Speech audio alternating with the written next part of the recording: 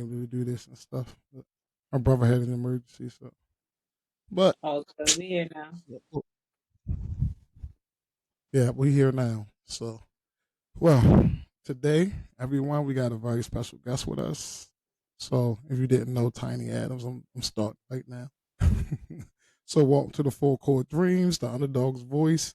I'm your host, Coach Q, and today we have a very special guest, Tiny Adams. Um, a name synonymous with resilience, excellence, and inspiration. From the courts of Brooklyn to the global stage of professional basketball and beyond, into the realm of coaching, business, lectures, Tiny has made her mark everywhere she's been. Tiny, welcome to the show. Thank you for having me. Yeah, we were just talking. This has been a little journey, so we had to cancel a couple of times because of schedules and stuff like that. So thank you for being on here. I really admire the things that you're doing, in Baltimore. I just really wanted you to know that. I Ever since appreciate that. last year yeah, ever since last year when you invited us to down a dome for your was it benefit basketball game It was just a little down the dome tournament. last year. Yeah, we Oh did a yeah, a little little tournament tournament. We just was to the get only exposure. yeah. So we was the only girls team down there. So I really appreciate that. And then you working with uh Senator McCray. Hmm. Yeah, and that's how we connected. Yeah, he's a really good guy. So your story is nothing short of inspirational, right? You achieved incredible heights in basketball with records that stand, and your jersey that hangs in the honors of Morgan State University. So let's start from the beginning, right? So, what was it like growing up in Brooklyn, and how did your environment shape your passion for basketball? So I mean, Brooklyn and New York as a whole is just a fast-paced area. There's always something going on, but once I got involved with basketball around the age of 7, that was kind of everything I focused on. So most of my days were filled with going to the park, playing basketball games, being around my friends, and just really working on my game. As I grew up, I decided that this was something that I really wanted to do and make something of myself. So early on, I knew I wanted to play. I knew I wanted to go to college. I knew I wanted to play professionally. So my childhood was kind of based off of that goal. So everything I did was to, make that happen. So, I did good at school, stayed out of trouble, and just really stayed on the court. Okay, great. That's great for all these young kids to hear is how important that staying in school, even though you're playing basketball, you're trying to reach a certain goal. How important education is. And from your work, I really, I really believe that that's one of your sticklers and the thing that you stick to a lot because you do a lot of stuff. You do a lot of educational stuff for the young and hold For all sure. these For events. sure. I mean, I think it's important Right. because, as you play basketball, basketball teaches you life lessons, basketball gives you opportunities. So you want to be able to be knowledgeable enough to take advantage of those opportunities. So staying in school, doing good in school, that can all lead to, even more options for you as you continue throughout your career. And then if by chance, maybe you don't have the talent, you have the life lessons to where you can still apply the knowledge that you learned while staying in school and doing the right things. Yeah, and from your resume, it seems like you have done that from your illustrious career overseas, and then you made a significant impact as one of the few females to coach men's Division 1 basketball. Hmm. Can you share what drives you to be push the boundaries consistently, and not only within sports but in your entrepreneurial ventures as well? So I always try to do things that haven't been done. I'm a big dreamer, so when I decided to retire, I got involved with Poly boys basketball, and working them out. And at the time, there were no females coaching at the men's college Division 1 level, so I decided to make that one of my goals to kind of make that happen. Even when I was at Morgan, looking at the record books. I made my goals to the point where I knew that I can break those records and be one of the best players to come out of there. So for me, I'm just really goal driven, and I like to do things that haven't been done just to kind of test myself to see if I can achieve it and make those things happen. So I'm very self motivated. But I also know that as I do these things, I can inspire somebody else to want to do the same thing. So, a lot of times when I was going up to be a men's coach, a lot of my friends started coaching men. As I started to play at Morgan and break records and go to HBCU, some of my friends started to go to HBCU. So, when I set out to do things, it's not just to benefit me, but it's also to show others that, it's possible. Speaking of a couple of things, first HBCUs.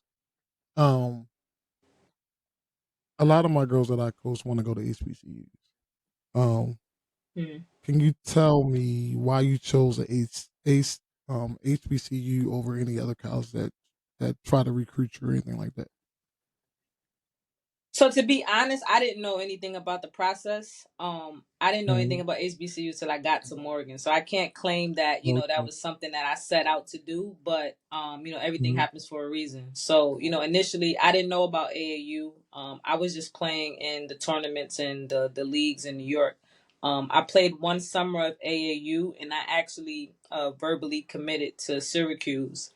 And then maybe Oh, around like November when it was signing time, they had an opportunity to give a scholarship to an All American. So they took the scholarship from me, gave it to that All American, and the coach had a relationship with the Morgan coach, and they just kind of connected the dots for me. So they put me in contact with the Morgan coach.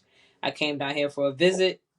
I had family in Bowie, and that was kind of how I got to Morgan. So there was no like super decision making process. I did have a lot of other schools interested, like Canisius, LIU, but I didn't really know any better. I kind of just actually ended up really ignoring some of those coaches, not even knowing any better. So um, I kind of just got to Morgan by the relationships of the coaching staff with the Syracuse staff, and the rest was kind of history. So I didn't really know, but my roommate, she had a whole different story, as in she grew up in Virginia. Her family went to Virginia State. She would go to Norfolk homecomings. So they kind of, educated me on what the HBCU life was. And, as I, got through to my senior year, then I realized the significance of, the decision that I made. But I can't say it was a calculated decision, but, and it definitely worked out. yeah, and them relationships are really important, man. Like, and I tell my girls that goes the recruiting process because a lot of my girls don't ain't know how to navigate the recruiting process.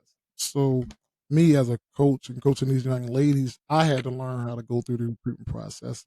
So Hmm. what I did was I joined sports recruits. So sports recruits really taught me Hmm. how to help my girls navigate through their recruiting process. So every girl that Hmm. I had coming through my program that followed the process actually got recruited to play college basketball. And the only thing they had to do was we Nice. recorded every game. So only thing they had to do was email coaches, Hmm. and coaches would be able to see all the games that we ever Hmm. recorded from the ninth grade year all the way up to so they could see their whole development. So when I told them, if you Hmm. email coaches, I email coaches, on your behalf. So that's how mostly all my girls each year out of if we had 10 to 12 players, 6 of them go play college basketball because they're the ones that really Right. went through the process. I ones that really didn't follow the Right. process ain't go to college. So understanding that process, I think, is a very important part. And I think Yeah. more coaches need to understand the process so they can help the girls in any place that they have be able to understand the process and realize that, like I tell my girls, don't fully depend on me to get you recruited. You have to be involved in your own recruiting process to get recruited, Sure. basically, Parents because too. right, because the landscape is now has really changed from back when you was playing. Like the Hmm. transfer portal now is like it's hard as a high school player to get to a D1 school now because of the transfer portal, unless you top For sure. 100 For sure. Hmm. ESPN player something like that. Because now it's transfer portal, JUCO. especially for girls, it's transfer portal, JUCO, then high school. And again, Yep. unless you Yep. at top 100. So like, so everything you're telling me is your story and everything is truly motivating. You know, what I'm saying you're a motivational speaker at certain events. You're not only an excellent professional, but you also started your own nonprofit, which is called Leader Breeders, right? Mhm. Incorporated, Yep. correct? All right, Yep. and you know you do got other businesses like with T89 Apparel. Mhm. You still have Mhm. that also. Yep. So, Yep. what inspired you to start these initiatives, and how do you balance those along with your coaching responsibilities? So the apparel company actually came by accident. I had wrote a book and I was promoting the book.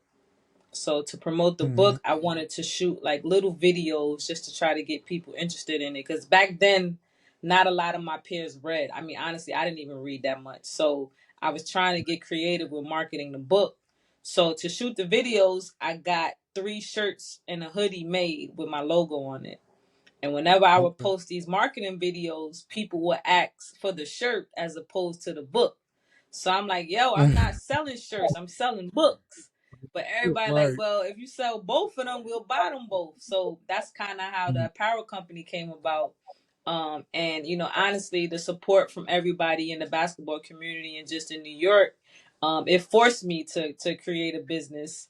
And then I just kind of ran with it. So for me, that was something that, I didn't see coming. But, even to this date, people still are sending me pictures in my apparel.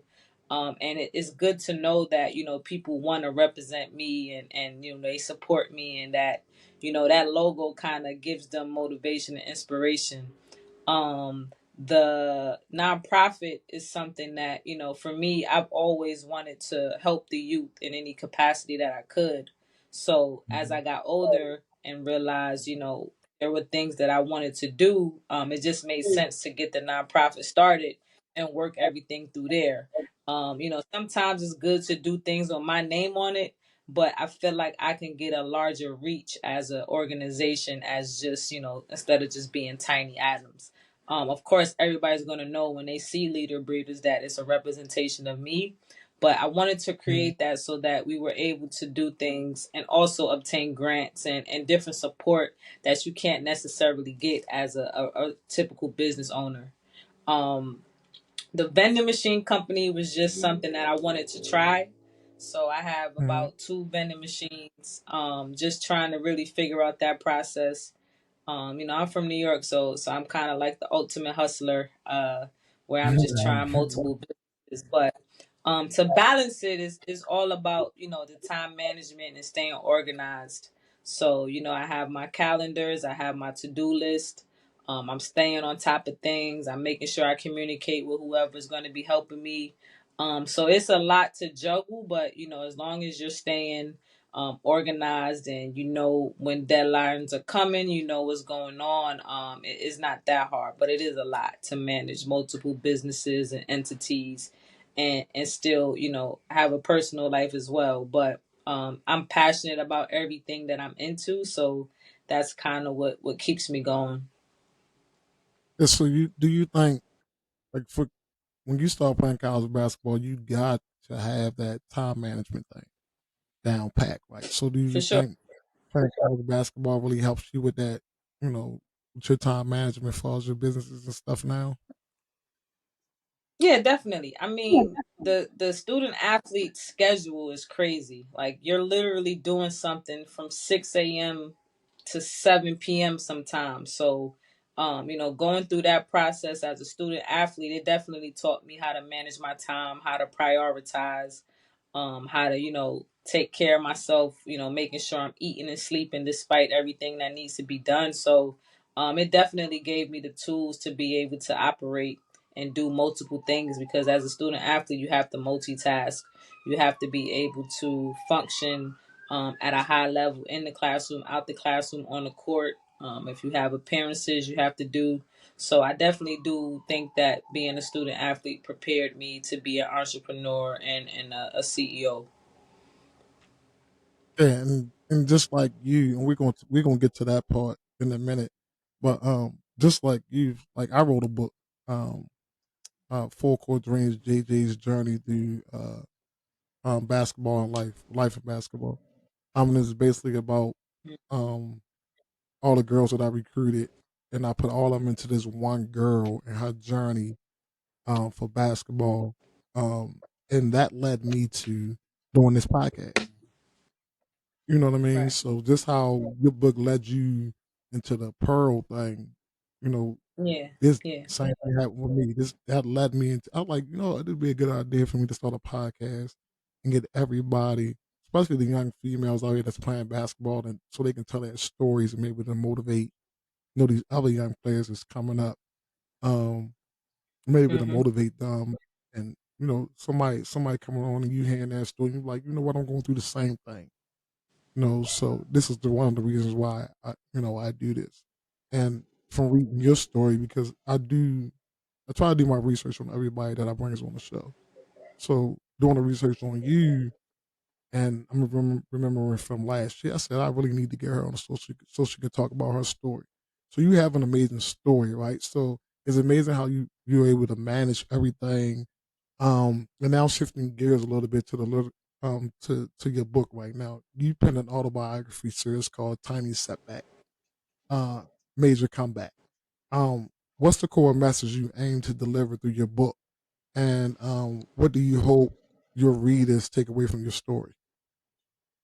I think for me, the message was, even if you're not a student athlete, as long as you're able to persevere, then you can achieve whatever your goals are. I didn't have mentorship until later in my life, so I made a lot of mistakes that I had to learn from. But I didn't let those stop me from doing the things that I wanted to do. So the book is about all of the times I failed and all of the times that I was able to get back up and make things happen. So the book, for me, my hope is that whoever reads the book, whether they're an athlete or not, they can understand that, they can chase their dreams, they can dream big. Failure is inevitable, but it's not gonna, stop you if you have the right mindset. So it's really just trying to inspire people to chase their wildest dreams and know that, if I can get through some of the things that I experience, so can you. Right. So all the things you're doing right now, again, like I said, is very inspiring. And it's inspiring to me also because I'm from Baltimore. Right now I live Thank in you. Yeah. Randallstown, so I do more stuff out in this area.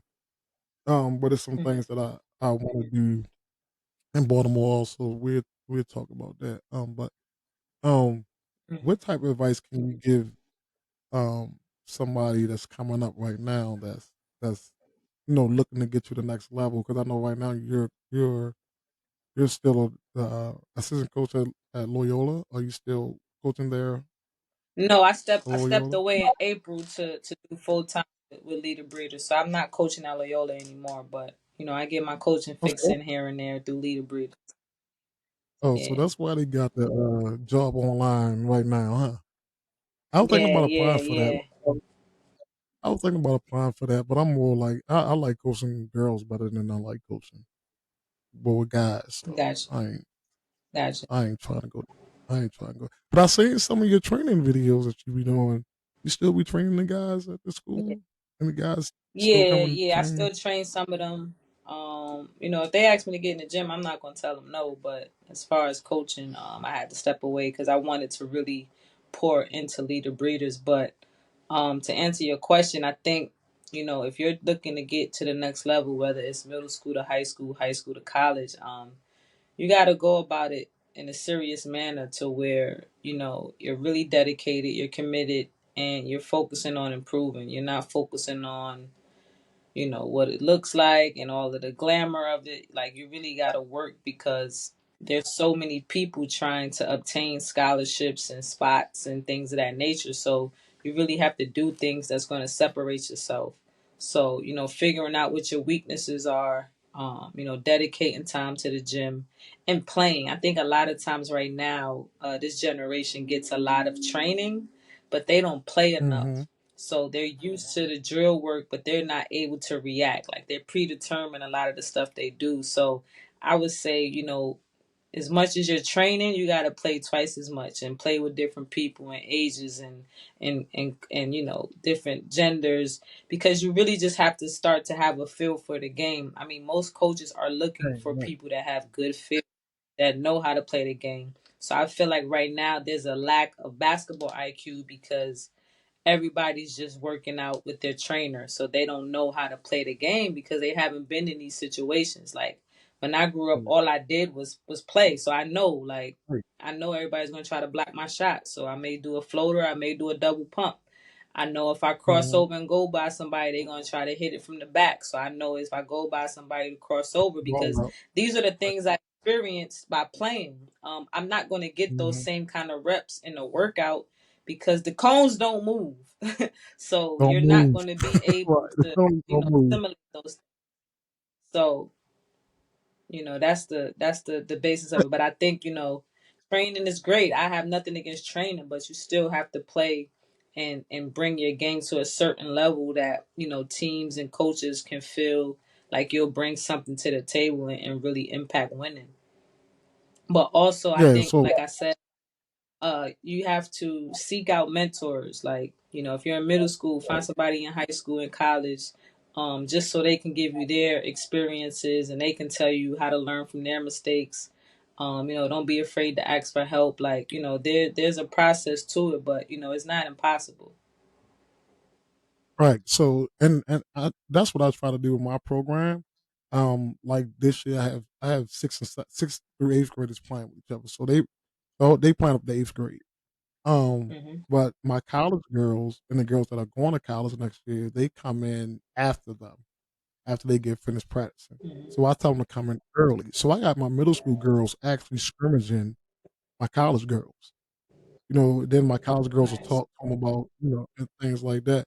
Um, so I think that was real good. So then my training process, like I really cut out my training process, but I also changed it for when I'm training my college girls. So when I'm training, it's more game like. It's more like practice instead of training. So we they learning how to come off screens and dribble handoffs and get to the elbow, one Hmm. dribble pull ups and stuff. So it's more game like, and it'd be like 6-7. So everything is in threes, because when you playing Hmm. basketball, it's either threes, Hmm. 3-man, 2-man game.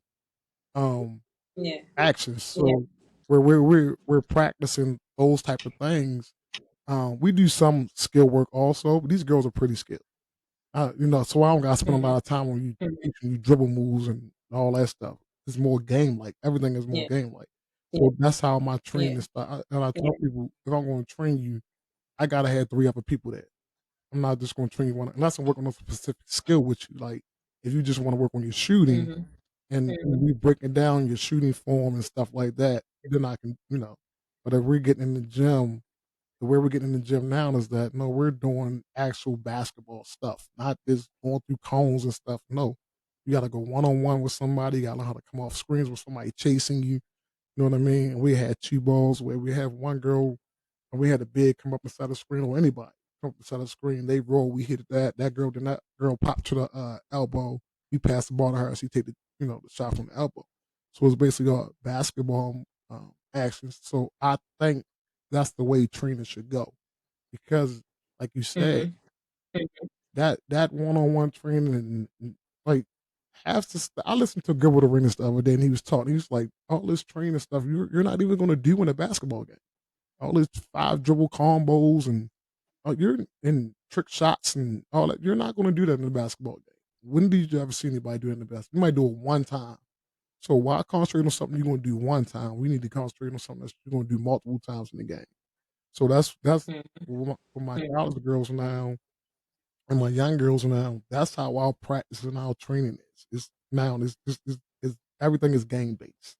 Everything is, they still get their little individual training, especially for the young girls. I still work on ball handling and stuff like that. I probably spend like 5 or 10 minutes a day on ball, but after that, it's all right, pass, cut, screen, and then I help them have a decision box. So once you get in the paint, and you don't get the ball, you have a decision to make. you can either go to fill out a spot or you can go screen for someone. You know what I mean? So they're learning how to play the game of basketball. So I think exactly what you're saying is right. That it's too much individual play, and not enough of these kids just going out there playing and learn how to play the game. Because like you said, even though I'm a little bit older than you, like I think your generation probably was the last generation that did that. Like I used to go play with guys. I'm 14. I used to go play with guys 30 years old. My cousins used to come and get me. Right, He was older exactly. than me. Like, that's how I got Right, better. exactly. Like that's how I got Yeah, better. at the So rec, at the I'm park, trying. yeah, at the rec, because you know how to play. And when you younger, like you want to stay on the court with them, because if you messing up the run, they're not gonna let you play. So you got to Right, play the right. right way. You can't be doing too much. You can't be turning it over, because if not, them old heads ain't gonna let you keep fucking up the run. They gonna be like, nah, we out. And I think these kids don't realize that if you go to the basketball court, it's 25, 30 people out there. And if you're five lose, you Right, might not get back on the basketball court again. So exactly. I don't think That was the thing. right. And I don't think these kids know about that. Like, and I think that's where they lose their hunger at because we like, man, I want to get back on. I ain't losing this game. I want to get back. I want to stay on the court. Mm-hmm. And I Mm-hmm. don't think a lot of these kids know how that feel to be sitting out there when you lose the game at 1 o'clock. You sitting there at 7 o'clock still trying to wait to get back on the basketball court. You know, I don't think they Yeah, they realize that. Like that's where the grind is. Like, adds wait, that grit to it. right? And that's where the grind is. And we was cool with waiting our turn. You know what I mean? Mm-hmm. And I think kids these days ain't cool with waiting their turn. Oh, I ain't getting no playing time. I'm going somewhere else. Like, no, work hard and wait your turn. Stuff like that. Mm-hmm. Um, college Yep. basketball experience. So how was your college basketball experience? Though? I mean, I know you was a killer though. From what I read, and you know got your jersey hanging up in the Raptors and things like that, and you're breaking records. Yeah. Like, Nah, it how was was your great. basketball journey? I enjoyed it. You know, coming in, I was pass first. I really was just trying to be a flashy guard, and my teammates weren't necessarily ready for the level that I played at. So my coach Mm-hmm. had to do some work on me to get me to understand that I had to take care of the ball and I had to lead. So coming in as a freshman, I got a lot of pressure, but I was able to help turn the program around and just really do some great things. So I was able to leave Morgan as the all time leader in points, steals, and assists for men and women. But it's like that started as soon as I got there. I had coaches that challenged me. My assistant coaches, they would show me the record books. They would, because everything we did that freshman year was historic. It was like, oh, Morgan won the first game of the year. Oh, Morgan won three in a row, because prior to that, the 3 years before I got there, they were like, winning less than 5 games a year. So when my class came in, we took them all the way to the championship, and we were able to finish 18-11. So that kind of just turned the whole program around, and then we continued to build. Right. So I had a great experience. I wish I would have knew a little bit more than I did. I would have Mhm. probably, did some things a little differently, just in the regard of leadership. Because I was hesitant early on to be a leader, because it's tough when you're coming into a new situation and the coach Mhm. is trying to give you the keys, but you got 7 seniors that's looking like what's going on. So Come on. I was really reluctant to lead vocally. I always led by example, but I would have been more of a vocal leader. I would have, really tried to pull my teammates along a little bit better than I did. But I did enjoy the experience. We did some great things. We made some history. So I enjoyed it for sure. It was great. And then, it kind of propelled me into my professional career. So, I loved everything about Morgan. And, it's a decision that I'm, thankful that I was able to make. Mhm. So, my aspirations are to become a college coach one day. I don't care if I'm 70 years old. If I can just coach one game, I'm good. So your Hmm. AD up there now, man, her went to school together, Dana. So yeah, man, her went to school Okay. together. So when she got there, I sent them my resume, and I was just like, I Hmm. just want to go through the process. But she was like, I Hmm. don't. I don't tell my coaches who. I said, no, I don't want you to tell anybody who to hire. As an AD, I just want you to take a look at my resume and let me know what I Mhm. need to, And she was like, no, your resume is excellent. Just try to gear it. If you're trying to come up here, just gear it more into, coaching at Morgan. But she was like, no, you got an excellent resume. Um, but Mhm. I don't use that as for me getting, even though most people get their coaching jobs because of relationships, right? That's how a lot of stuff Yep. happen. Um, For in sure. sports, you get relationship, and I got a lot of relationships with a lot of coaches. And they ask me, "Why you not coaching college right now?" It ain't that. I want to win a state championship in high school before I coach college. Almost got to it this year, I but respect. hopefully we get there next year. Yeah. So hopefully we What get high there school are next you year. at? I'm at Newtown right now. So this is my second year at Newtown. Okay. Last year we was 18. We was 18-5 last year. I think we could have went undefeated, but I'm a disciplinary. So if you ain't doing right, you ain't Mhm. playing. So Right. and then toward the end of the year, we had a couple of our key players fell off the team, and Mhm. stuff. So that really kind of like hurt us going into the playoffs. But they still play tough, man. Gotcha. They still play tough. So we got a couple of girls that's going to college next year to play basketball. That they was like, if you Okay. didn't come up here, I don't think I'd be going because they ain't know how to go through Right. the Right. process. And they played on AAU teams, and I'm like, Yeah. these coaches got to do better at helping these girls go through the process because a lot of our girls Yeah. in But I also Baltimore don't feel like they and Baltimore need County better. are. Say that again. I feel like some of the coaches don't know any better. It's like, I'm not sure how Right. they're getting these positions, but they don't have no prior knowledge, and then it's not like there's any training or any education for them. So they kind of just winging it, and it sucks because the girls are the ones that's getting the short end of the stick because you don't Yep. have the proper people to, get you to where you need to get to. So it's a tough situation, but hopefully they continue to run into people like you who actually care, dedicated, passionate, and just know how the process go. Like you said, you took time to sign up for that recruiting platform because you knew what your goal was, but not a lot of other coaches are trying to do that. Some of these coaches are just in it for all of the wrong reasons, but Wrong at the end of reason. the day, it's Right. about getting these girls opportunities. And one thing I did was my son, he started playing football. So the guy was like, "Yo, can you help me coach football?" I said, "All right." So when I was coaching, I was like, and I played football, but I didn't know everything about football. So what I did was I took it upon myself to like, let me go get a book on football. And let me read about football and how to help the lineman get set and stuff like that. So I made a promise to myself, if I ever coach, I gotta make sure that I know what I'm doing. So I gotta educate myself. And even though like basketball my number one sport, I still had to educate myself about basketball. Nah, for So sure.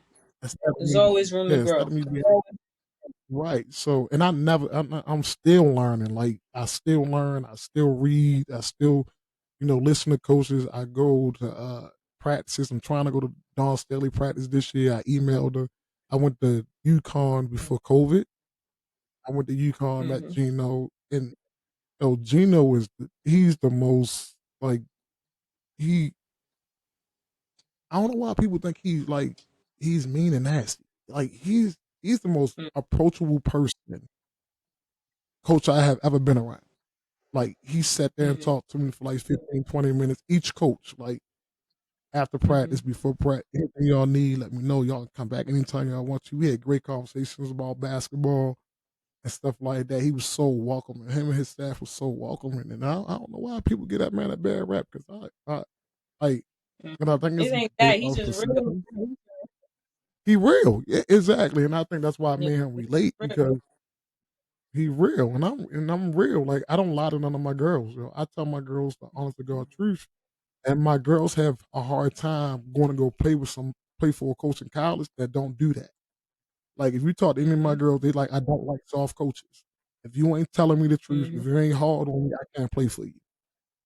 And Yeah. and if that's because of me, they used to that, and it gets them better. Then, but my girls will tell you, I cannot play for no soft coach at all. I can't do it. I Hmm. can't do it. But like you said, I just think. a lot of these coaches don't take enough time to really educate themselves on the game so they can better help out these girls going through the process, man. 'Cause it's work. It's a lot of work, and it's a lot of work if No. you want to be a youth basketball coach or anything like that. It's going to take away from your family. Like it's a sacrifice. It's a sacrifice. Mm-hmm. Like my wife support me, but sometimes she be like, "Dude," and I'm like, "All right, I got you." You know what I'm saying? She's like, "Dude, you need to be," Yeah. and I got you. But she know my wife seeing the impact that I have on these kids. Like the kids, like we have Mm-hmm. cookouts and stuff, and she's seeing these girls get recruited, and their parents leaving me messages like, "Man, I really appreciate." So I think she's more lenient now with it because she sees that the impact that I have on these kids and the light their lives are changing Mm-hmm. because of Mm-hmm. the time and stuff that I spent with them and things like that. So I don't No, want to yeah, keep you that's too what it's long. I mean, But that's what yeah, so I don't want to keep you too long. I really appreciate you. But so as we wrap up and stuff, let's can you give advice to young athletes or entrepreneurs who's looking up to you as a role model, and how can they harness their own setbacks for major comebacks in their lives? See how I put your book in there? That was real nice. yeah, that was smooth. I think I'm big on planning. So I feel like you gotta always have a plan to go along with your goals. So, I'm the type of person where I have a plan A to Z. So if one thing don't work, all right, I'm following up with something different. So I think, as we spoke about it, like being educated about whatever it is you're interested in. If it's basketball, cool. If it's opening a business, cool. But along with that education, you have to seek out people who have done the things that you're trying to do. So when you do fail or when you do reach a setback, you'll know how to persevere and move on from that. So it's like, all right, this didn't work, so I can try this. Okay, that didn't work. Let me try this. I think, like I said, failing is inevitable, but the most important thing is just not making the same mistakes twice. So you have to learn from those lessons and then, figure out how to get to where you're trying to get to. But, always ask questions, do your research. And like I said, you can learn from people that are doing it good and you can learn from people that are doing it bad. Even as a coach, there are some times where, I will go to practices or I would talk to coaches and, I'm looking at the type of coach I don't want to be and I'm looking at the coach that I do want to be. So, Mhm. you got to figure out what works for you when it comes to trying to set yourself apart, whether it's in business or basketball. So for me, I think definitely you got to do your research, have to plan accordingly, and you have to learn from your losses. So that would be my advice.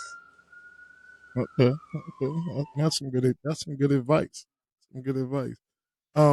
So thank you for coming on the show, man. It was a uh I really appreciate you giving me your time and really appreciate the gems that you dropped today for our young people and our listeners. One other little thing is that I try to ask everybody. So what I start asking everybody. So top five, top five college players right now. It ain't go to they are not the ones that already went to the WNBA, but five top college players right now that you're going to be paying attention to next year. Talking about girls, Yes, girls. I haven't watched enough, but I got a few favorites. So you got Dominique Davis. She's playing at Southern Miss. Okay. Um, you got mm, Amari Robinson. She's at Clemson. Okay. Um, you said not the ones everybody already know. Right. Like I want you to give me your top five underdog players Yeah, all right, that's that you two. think are underdog. I like the Yeah. Asia Fair, but she got drafted. But I love the Asia Fair's game. Yeah, I love the Asia, man. Um, Yeah. yeah, her game tough. I like Unique Drake from St. John. She's another tough guard. Okay. Um, who else we got? I like Kiki Jefferson. I think she got a training camp. It's a lot Mm-hmm. of tough girls out here though, so that's Yeah. hard. But Yeah. respect to the ones who got the notoriety, but you know, I think the talent level is tremendous now.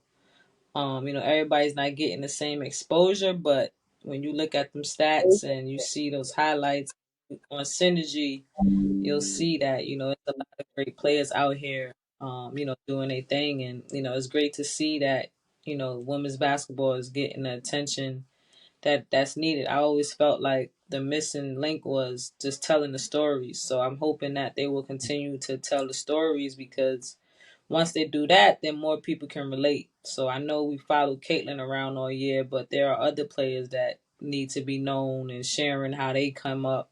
You know, same thing with Paige and everybody like that. Like, you know, it's crazy that, you know, I heard a stat the other week where the most common supporter of women's basketball are males.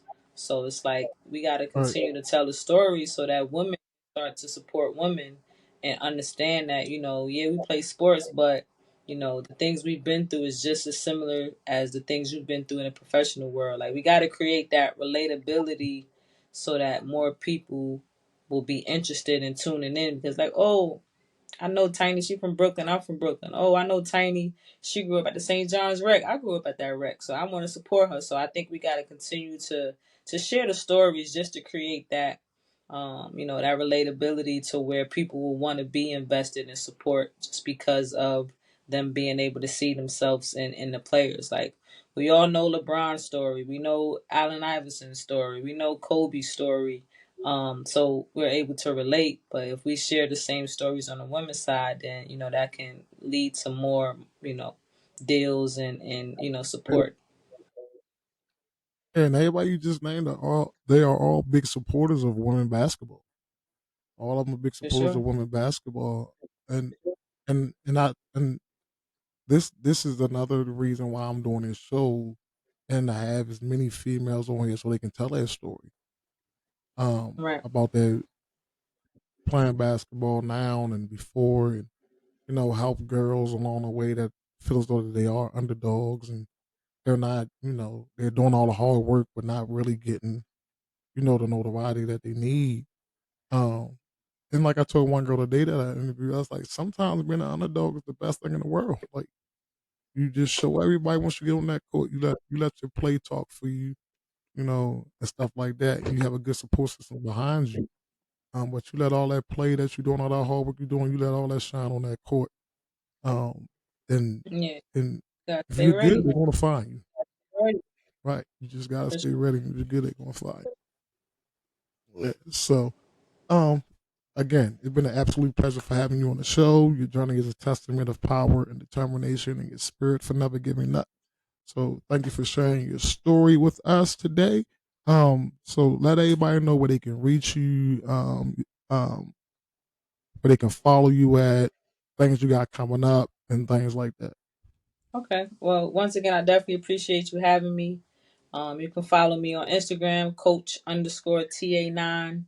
It's the same thing on Twitter, but the O is the number 0. And for the nonprofit is Leader Breeders. That's on both Twitter and Instagram. We actually have a women's basketball roundtable talk coming up this Saturday. Okay. So definitely the flyer. If none of your girls are competing this weekend, I know some of them probably are. Definitely have them come Mm-hmm. out. The idea is, you know, I have a bunch of panelists that are current pros, former college players. Some don't even play basketball anymore, but we're just trying to share the things that we've been through to kind of give them the things we wish we knew when we were their ages. So it's Okay. open to middle school girls all the way up into college. It's going to be 12 to 4 at the Reader Church Community Center this Saturday. Mm-hmm. So I'll send you that flyer. If you can come with Okay. some of your girls, that'll definitely be appreciated. It's a free event. And we're just Yeah. trying to Well, give out those gems, you know, we wish we knew when we were their age. I give it to my college girls because me and my middle school we got a tournament this weekend, so we being spooky enough this Okay. weekend. But I give it to my Okay. college girls, so they can come through. Yeah, definitely want the Yeah, college girls for sure. yeah. I give it to them so they can come through. They ain't doing nothing this weekend, so I had them. There's some of them coming home this weekend also from school. Okay. So So yeah, I that'll give be it. great. I be like this. yeah, y'all can go do that together. Because when they come home, we all get together. We can go out to eat and talk and stuff like Hmm. that. And that'll be something um they can get together and do. And if you need any, my girls are they like to volunteer and help out. So if you need anybody to help you volunteer out within your camps and stuff like that, just let me know Hmm. and I'll get them to come out and volunteer. Okay, And stuff. but I definitely tap in with you. We got a couple of events and stuff coming up that we can definitely use some volunteers, and that'll definitely be dope. Yeah, and even our high school girls because they need to get their their what you call Yeah, I yeah always their bet. hours for some stuff. Yeah, we connect with all that, man. I like helping the youth out. Man. We got to do better. Um, but again, I really appreciate you coming on and talking about your story, man. Wish you the best. Um, oh, another thing, one more thing. Where can people find your book? Um, I don't know if it's still on Amazon, but if you go to tinyadams.com, you'll be able to get it. Okay, all right, Or they can great. just reach out to me directly and I can sign it and send it to them. But tinyadams.com, you should be able to get it. Okay, good. All right. Well, thanks, Tiny. Now to our listeners, thank you for tuning in. Remember, every underdog has their day. Um, has their day, and today we were privileged to have a hear from a true champion, both on and off the court. Don't forget to follow us and subscribe to Full Court Dreams, the Underdog's Voice on Spotify, Amazon Music, iHeartRadio, and YouTube at Coach Q for more inspiring stories. Until next time, keep dreaming and keep fighting. Thanks.